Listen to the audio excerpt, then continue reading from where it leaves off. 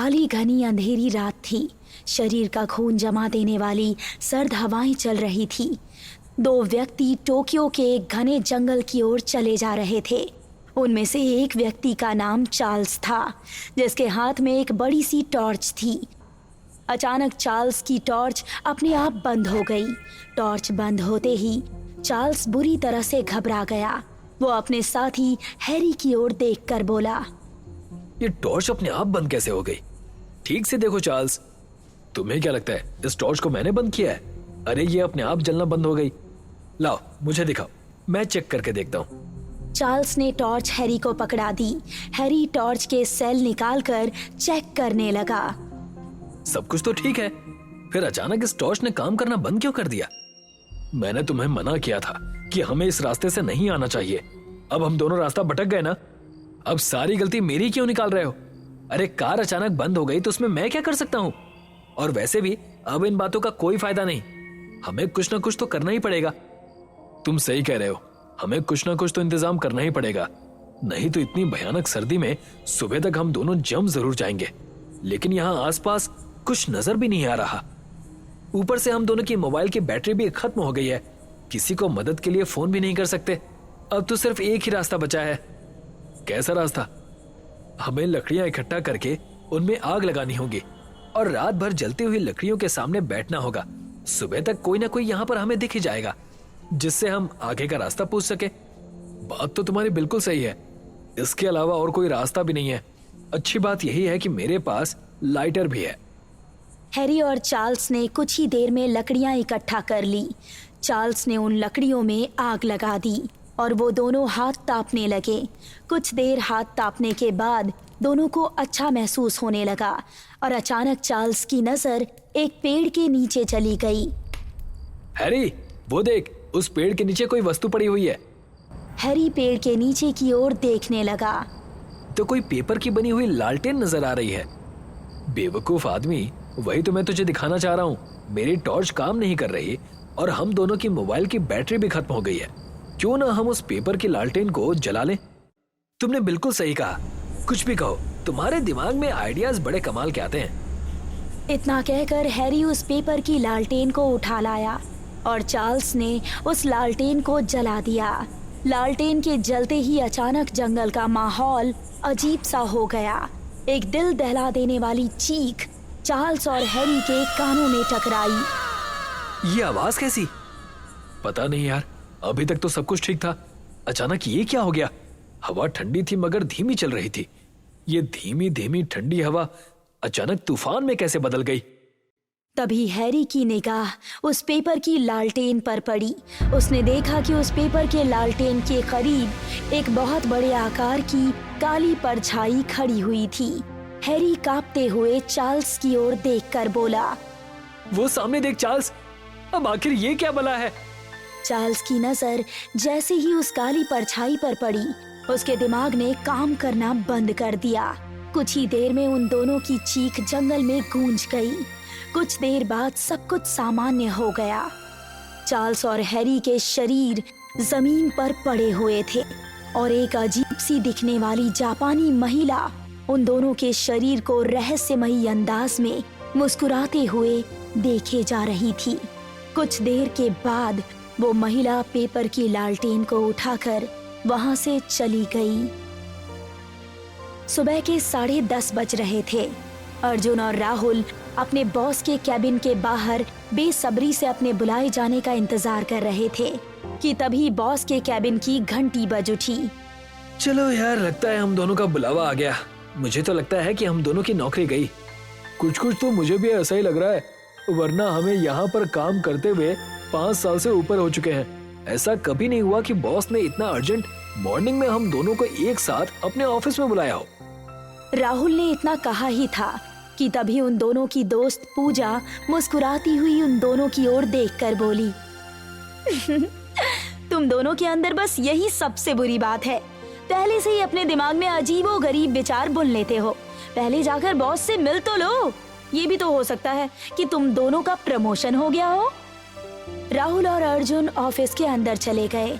Office के अंदर एक 55 वर्षीय व्यक्ति कोट पैंट पहनकर बैठा हुआ था। वही उन दोनों का बॉस था। मुझे पता है कि तुम दोनों यही सोच रहे हो कि अचानक मैंने तुम्हें अपने ऑफिस में क्यों बुलाया। सर आप बिल्कुल सही कह रहे हैं, हम दोनों इस वक्त बहुत ज्यादा टेंशन में हैं। घबराने की कोई बात नहीं है। तुम तो जानते हो कि हमारी कंपनी अपना बिजनेस देश विदेश में करती है और हमारी कंपनी का बना हुआ 70% माल विदेश में ही एक्सपोर्ट होता है। अभी कुछ देर पहले ही मेरे पास टोक्यो से फोन आया कि टोक्यो में हमारी कंपनी के 2 बहुत ही जिम्मेदार और सीनियर एम्प्लॉय की मौत हो गई है। तुम दोनों को वहीं पर रिप्लेस किया जा रहा है। तुम दोनों अभी और इसी वक्त टोक्यो के लिए रवाना हो जाओ। एयरपोर्ट पर हमारी कंपनी का कोई एम्प्लॉय तुम्हें पिक कर लेगा और तुम्हारी सैलरी भी बढ़ा दी गई है। अपने बॉस की बात सुनकर अर्जुन और राहुल के चेहरे पर खुशी झलकने लगी। तो इसका मतलब ये है सर कि हमारा प्रमोशन हो गया। सिर्फ तुम्हारा नहीं राहुल, बल्कि अर्जुन और पूजा का भी।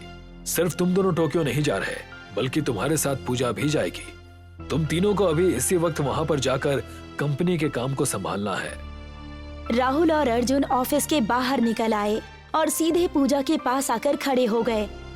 मुझे पता है, बॉस ने तुम दोनों का प्रमोशन कर दिया है और तुम दोनों को अभी और इसी वक्त मेरे साथ टोक्यो जाना है। लेकिन तुम्हें कैसे पता? क्योंकि तुम दोनों को ऑफिस में बुलाने से पहले ही बॉस ने मुझे बुलाया था। लगता है तुम दोनों मेरे हाथ में टोक्यो जाने के लिए प्लेन की टिकट नहीं देख रहे। ये गलत बात है पूजा। जब तुम्हें ये बात पता थी तो तुमने हमें पहले क्यों नहीं बताया? अगर बता देती तो सरप्राइज खराब हो जाता ना। दरअसल बॉस के ऑफिस जाने से पहले मैं तुम दोनों के चेहरे पर टेंशन देखना चाहती थी। ठीक है पूजा, मैं तुम्हारी ये बात याद रखूंगा। आगे से जब भी मेरी बारी आएगी ना, तब तुम बुरा मत मान जाना। अब यहाँ खड़े खड़े बातें ही करते रहोगे या फिर निकलने की तैयारी भी करोगे? हमें कल तक वहाँ पर काम संभालना है। अगले दिन पूजा, राहुल और अर्जुन टोक्यो एयरपोर्ट पर खड़े हुए थे। तभी एक व्यक्ति उनके पास आकर बोला, आप तीनों मेरे साथ चलिए। लेकिन क्यों? कौन हो तुम? मेरा नाम अशोक है। मैं आपकी कंपनी की ओर से भेजा हुआ आपका ड्राइवर हूँ। आज से आप टोक्यो में जहाँ भी जाएंगे मैं ही आपको ले जाऊंगा। कुछ देर पहले मुझे फोन आया था कि मुझे आप तीनों को एयरपोर्ट से पिक करना है। अशोक, वो तो मैंने तुम्हारा चेहरा देखकर ही अंदाजा लगा लिया था, क्योंकि तुम हिंदुस्तानी हो ना। आपकी कंपनी इंटरनेशनल लेवल पर काम करती है। पूजा मेम साहब, आपकी कंपनी में सिर्फ हिंदुस्तानी ही नहीं, बल्कि चीनी, जापानी और बहुत से अंग्रेज भी काम करते हैं। पूजा, राहुल और अर्जुन कार के अंदर बैठ गए। वो तीनों ऑफिस में बैठे हुए थे, वहाँ के काम काज और माहौल को समझ रहे थे। शाम को वो तीनों अपने फ्लैट में चले गए और डिनर के बाद उन तीनों को बातचीत करते हुए काफी समय हो चुका था। तभी अशोक वहाँ पर आ गया और कार की चाबी राहुल को देते हुए बोला, ये लीजिए साहब कार की चाबी। मैं सुबह 10 बजे आप तीनों को लेने आ जाऊंगा। लेकिन तुम कार की चाबी हमें क्यों दे रहे हो? वो क्या है ना साहब कि मेरा फ्लैट यहाँ से चंद कदम की दूरी पर ही है, तो अगर आपका रात में कहीं घूमने का मूड बने तो आप खुद ड्राइव कर सकते हैं। इतना कहकर अशोक वहाँ से जाने ही वाला था कि तभी कुछ सोचकर वो उन तीनों की ओर देखकर बोला, वैसे टोक्यो में रात के समय आप सब कहीं भी घूम सकते हैं, लेकिन यहाँ से कुछ दूर एक शॉर्टकट रास्ता भी है जो जंगल से होता हुआ जाता है। भूल से भी वहाँ से रात में या दिन के समय कभी भी शॉर्टकट मत लीजिएगा। ऐसा क्यों भाई? क्या यहाँ भी भूत प्रेत रहते हैं? कुछ ऐसा ही समझ लीजिए मेम साहब। आप तीनों हिंदुस्तानी हैं, इसीलिए मुझे आप तीनों से हमदर्दी है। हालांकि ये बात मैंने आपसे पहले कंपनी में काम कर रहे चार्ल्स और हैरी को भी समझाई थी, लेकिन उन दोनों ने मेरी बात पर विश्वास नहीं किया। दोनों की मौत कैसे हुई? उसी जंगल में। और तुम्हारा मानना यह है कि उन दोनों को उस जंगल में रह रहे किसी भूत ने मारा? नहीं साहब, उस जंगल में एक जापानी औरत का वास है जो तंत्र मंत्र करने में माहिर है। कहते हैं कि उसके पास एक पेपर की बनी हुई लालटेन है। उस पेपर की बनी हुई लालटेन में बाके चोचिन नाम का एक भूत का वास है, जो कि एक बहुत ही शक्तिशाली भूत है। कहते हैं कि बाके चोचिन नाम का एक इंसान अपने मन में नफरत लिए हुए मर गया था और उसकी काली आत्मा एक पेपर की बनी हुई लालटेन में समा गई थी।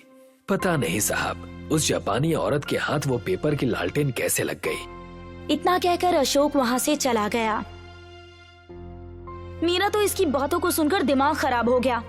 अगर यहाँ पर फर्स्ट डे नहीं होता ना तो मैं इसे धक्के मारकर रूम से बाहर निकाल देती। बिल्कुल सही कह रही हो। हिंदुस्तान से निकलकर भी इसके मन से अभी तक अंधविश्वास की भावना नहीं गई। चलो यार कहीं घूमने चलते हैं, शाम का समय है, थोड़ा एंजॉय करते हैं। वो तीनों कार के अंदर बैठ गए। राहुल ने अपनी ड्राइविंग सीट संभाल ली और कुछ ही देर में वो तीनों एक कैफे में बैठे हुए कॉफी का आनंद ले रहे थे। उन तीनों को कैफे में बातचीत करते हुए काफी समय हो गया था।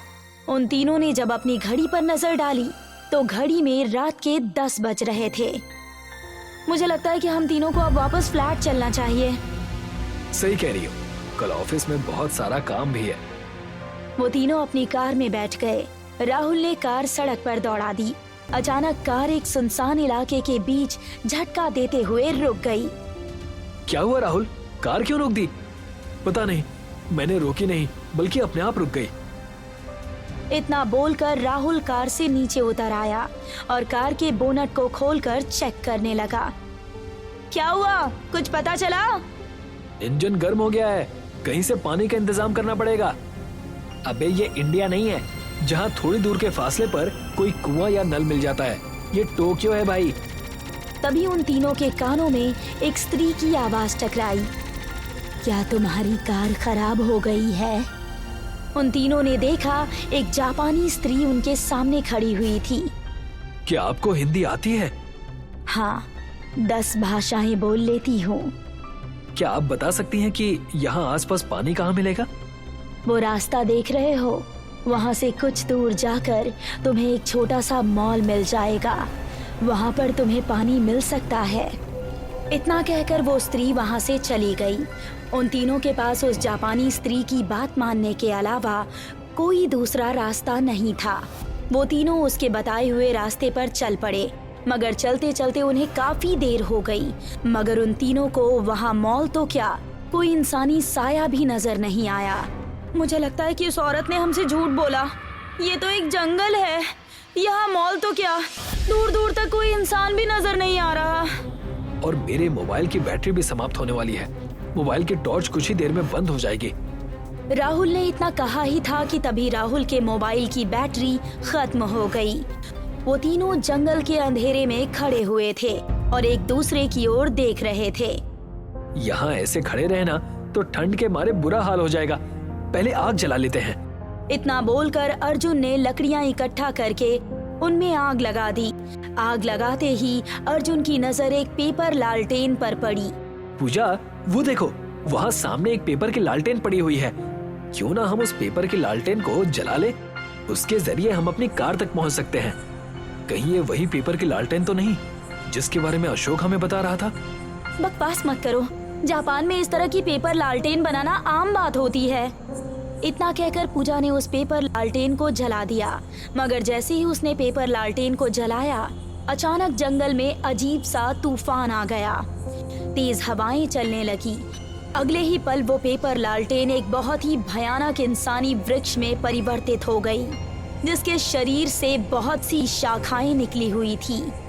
कुछ ही पलों में उन शाखाओं ने अर्जुन, पूजा और राहुल को दबोच लिया। उन तीनों को ऐसा महसूस होने लगा जैसे कि उन तीनों के शरीर से कोई जान खींच रहा हो। लगता है अशोक सही कह रहा था। हमें छोड़ दो, हम तीनों को यहाँ से जाने दो। मगर उस भयानक वृक्षनुमा इंसान की दोनों आंखें खून जैसी लाल हो गई। अगले ही पल उन तीनों की चीखें जंगल के सन्नाटे को चीर गई। उन तीनों के चेहरे सफेद पड़ चुके थे। अगले ही पल वो भयानक इंसान एक पेपर लालटेन में परिवर्तित हो गया और सब कुछ सामान्य हो गया। कुछ देर बाद एक रहस्यमयी औरत उस लालटेन को उठाकर वहां से चली गई। सुबह पुलिस को उन तीनों की लाशें जंगल में मिली और अशोक एक पुलिस वाले को बता रहा था। मैंने इन तीनों को समझाया था साहब, लेकिन पता नहीं मेरे इतना समझाने के बावजूद भी लोग यहाँ पर क्यों आ जाते हैं। मैं एक पुलिस वाला हूँ, मुझे ये बात कहते हुए सही तो नहीं लग रहा। दरअसल मैंने सुना है कि इस जंगल में जो तांत्रिक रहती है वो किसी भी इंसान का रूप धारण करने में सक्षम है। कहते हैं कि वो लोगों को फंसाकर इस जंगल में आने के लिए मजबूर कर देती है।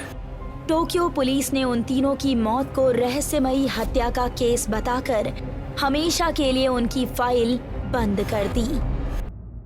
ये कहानी शैतान गांव की है, जहां की शमशान टॉकीज ताजमहल से ज्यादा प्रसिद्ध है।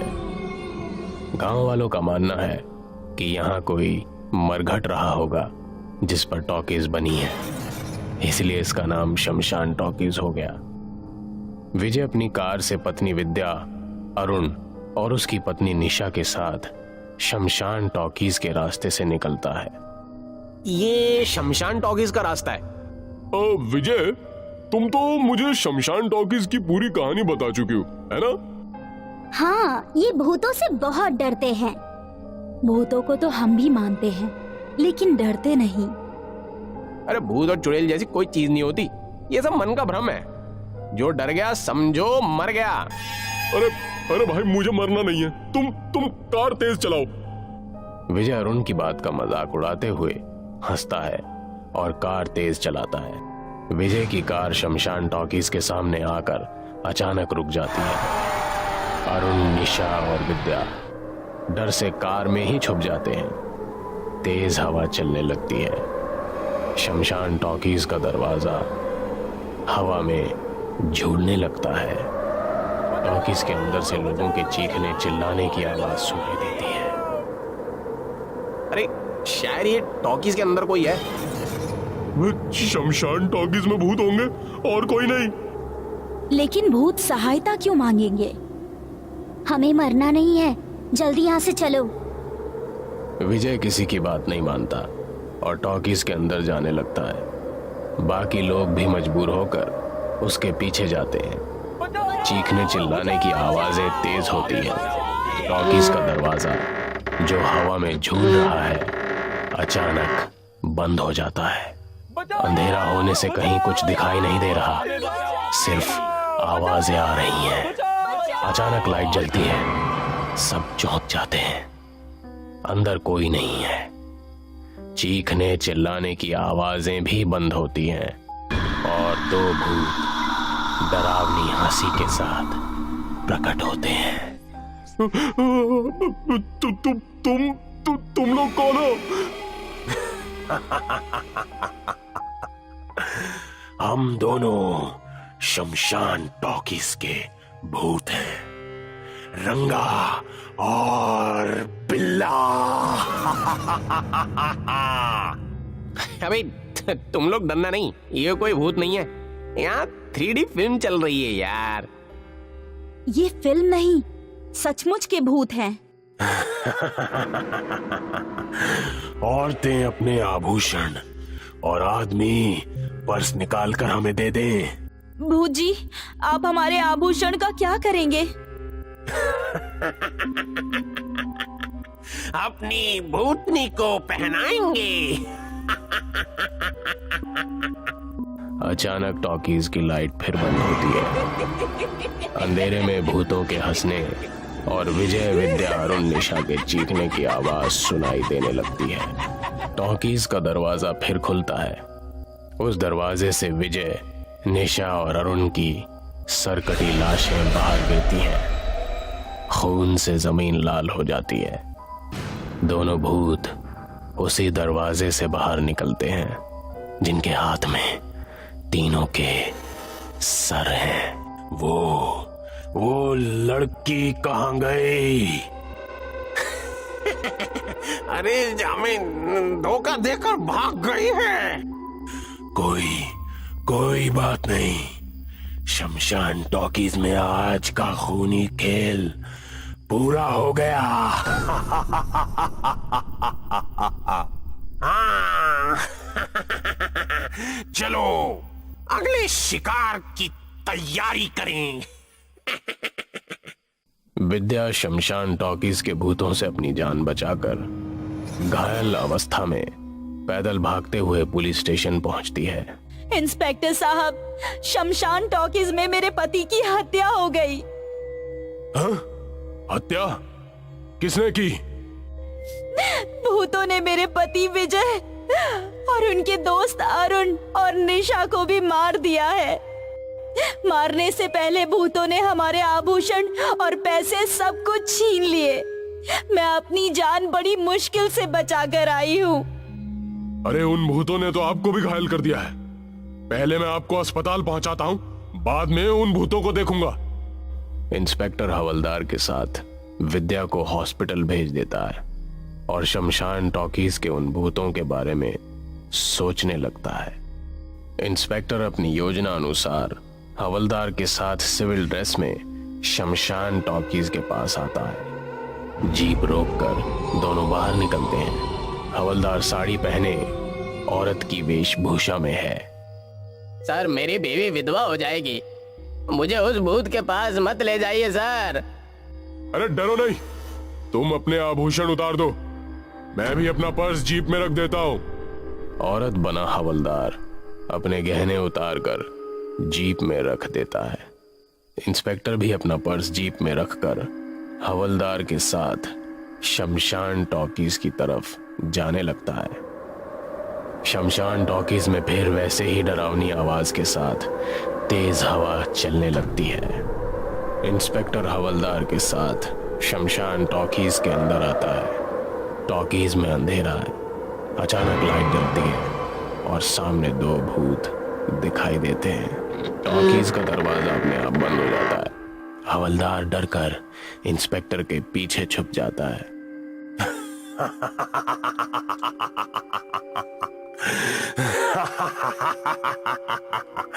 ये शमशान टॉकीज नहीं, मौत की हवेली है और आज हम तुम्हें मारकर तुम्हारा खून पिएंगे।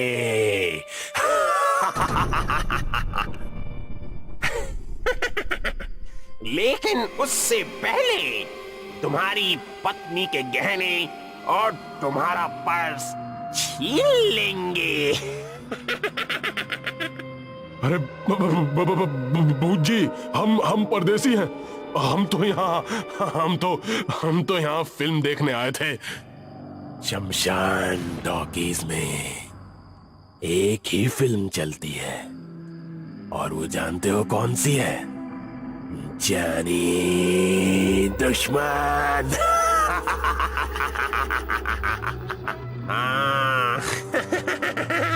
फिल्म देखने से पहले तुम अपने गहने हमें दे दो।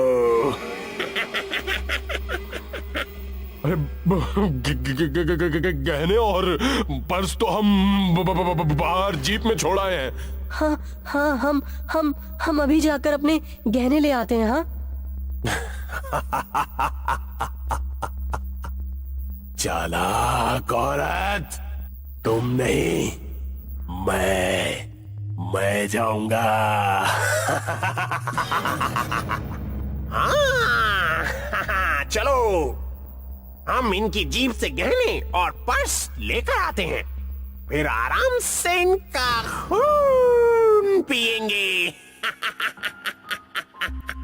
भूत शमशान टॉकीज से बाहर आते हैं और इंस्पेक्टर की जीप में बैठकर गहने ढूंढने लगते हैं।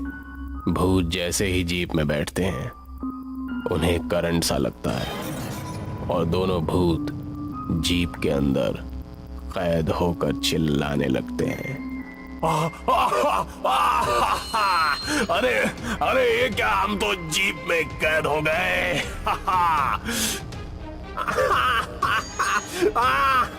किसी ने अपने जादू से हमें बंदी बनाया है। किसी ने नहीं, हमने तुम दोनों को पकड़ा है। जीप के पास झाड़ियों में छुपा एक पुरोहित सामने आता है। तब तक इंस्पेक्टर और हवलदार भी शमशान टॉकीज से बाहर आते हैं। शमशान टॉकीज के भूत रंगा और बिल्ला, अब तुम दोनों पुलिस की पकड़ में हो। तुम दोनों को पकड़ने के लिए हमने ये खेल खेला है। हवलदार, अपने असली रूप में आ जाओ। हवलदार साड़ी उतारकर पुलिस की ड्रेस में दिखाई देता है। पुरोहित मंत्र पढ़कर जीप पर पानी छिड़कता है, जिससे भूत चिल्लाने लगते हैं।